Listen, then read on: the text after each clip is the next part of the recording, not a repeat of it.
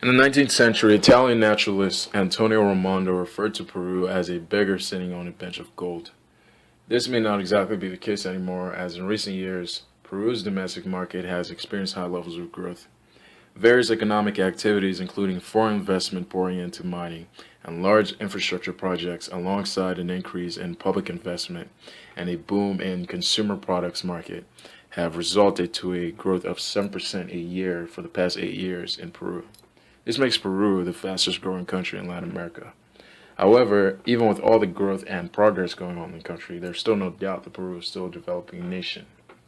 It faces multiple critical issues such as the poor education systems, some of the worst in Latin America, children's health issues, environmental degradation of land ownership, creating conflicts between the indigenous people and domestic and foreign companies, and finally lags in the nation's infrastructure. Why is it that Peru, a country with great amounts of resources and currently the economic star of Latin America, still finds it difficult to address some of these issues? Peru has one of the worst education systems in Latin America. On PISA, Program for International Student Assessment, Peru's scores are the lowest in Latin America, about 20% behind the average of Chile, Argentina, Brazil, and Mexico, and we're far behind those of other middle-income countries. In January of 2007, a census evaluation applied to 180,000 Peruvian teachers showed 62% of them did not reach reading comprehension levels compatible with elementary school. 92% of the teachers evaluated did not reach an acceptable 6th grade level performance in math. These teachers were reportedly given approximately 200 hours of remedial education in reading comprehension, and still about 15% stayed at level 0.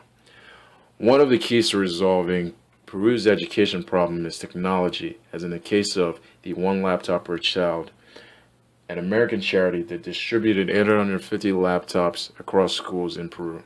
However, the idea of laptops in schools in Peru at this moment is probably a bit too eager. What Peru truly needs now are funds to improve teacher training and the curriculum. Funds also need to be distributed to schools for basic maintenance and improvement in the overall school and classroom environment. The most important factor leading to better education in Peru is reading. Funding to provide the children of Peru with reading programs and centers will prove to be highly helpful and effective to improving the future education system in Peru. Peru has poor health indicators. The annual public health expenditure per capita was $18 in 1990. In 1992, birth rate was 27 births per thousand population. Infant mortality rate was 69 per thousand live births, and life expectancy was 63 years for males and 67 years for females. Over 25% of the urban residences and over 90% of urban residences lacked potable water and sewerage, resulting in high death rates from infectious diseases. In 1991, about 1,200 people died weekly from malnutrition and extreme poverty, while 38,000 of the survivors suffered chronic malnutrition. Access to healthcare in Peru is very limited. Most healthcare facilities are located in the nation's capital, and the ones outside of it simply do not provide quality healthcare. Better training should be provided to healthcare professionals to improve their services to better serve their communities. Volunteer programs should also be created around the country with the mission of teaching children and even adults the health and hygiene habits to reduce the chances of disease and infections being spread. As Peru continues to grow economically, ties have to be strengthened to improve the relationship between the indigenous people, their environment, and the Peruvian government. The problem is that mining and logging companies have had very soft regulations dealing with their natural resource exploitation projects in terms of the harmful techniques and procedures they are allowed to use and the enforcement of these rules. Another issue is the prior consultation of the use of the lands by the companies from the indigenous and rural people that live near them. These problems have had a huge effect on Peru in two different ways. First effect is that without proper regulations and the enforcement of these rules, environmental degradation and pollution has risen in Peru. Other problems associated with natural resource exploitation is water pollution.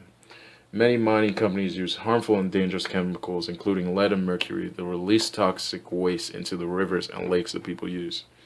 Finally, these projects also violate the rights of indigenous people. The fact is, the rural people of Peru are not seeing the benefits of the booming business and are left out economically. To eliminate these problems, new laws should be created that give out stricter penalties to companies who are destroying Peruvian lands for their own benefit.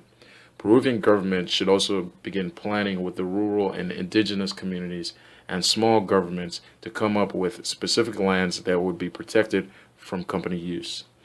Companies should also have to pay a discretional amount to the locals and will need to have permission to use the land. At present, nearly two-thirds of Peru's irrigation system lies along its dry, arid coastline, leaving 33% of Peruvians in rural areas without access to clean drinking water. Despite most of Peru's poverty-stricken rural areas located in the moist Amazonian region, the water in the area is still not safe for everyday needs. To help prevent illness and death from consumption of contaminated water, an information sharing network has been created. The project relies on volunteers who test the water quality in rivers and streams near rural villages in eastern Peru and compile them in a database. Though successful in preventing sickness from contaminated water, the network does not solve the more pressing issues of providing access to clean water. Last year, the University of Engineering and Technology in Peru partnered with an ad agency to create a billboard in Lima, Peru, which captures the humidity in the air and converts it into drinking water for residents through a faucet dispenser at the bottom of the billboard.